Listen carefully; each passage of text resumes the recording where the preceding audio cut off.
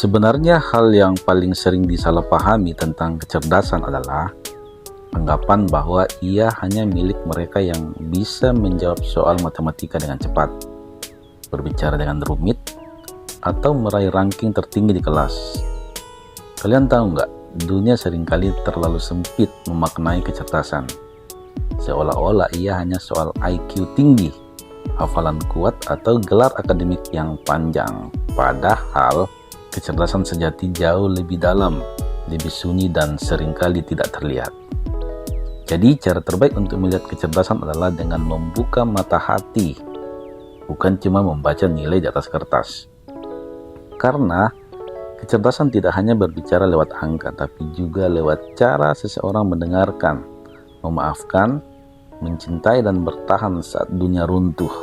Artinya, setiap manusia punya cara unik untuk menjadi cerdas. Ada yang cerdas secara logika, ada yang cerdas secara emosi orang lain, ada yang cerdas dalam seni, dalam memimpin, dalam menjaga hati orang-orang di sekitarnya. Kalian harus tahu bahwa kecerdasan sejati bukan soal menguasai segalanya, tapi tahu kapan harus diam, kapan harus bertindak, dan kapan harus mundur untuk belajar lagi. Bukan soal siapa yang paling sering berbicara, tapi siapa yang paling bisa mendengarkan. Bukan soal siapa yang paling tahu banyak, tapi siapa yang paling tahu cara menghargai kehidupan. Sebenarnya, definisi kecerdasan itu sudah terlalu lama dikurung oleh sistem yang tidak mampu melihat luasnya potensi manusia.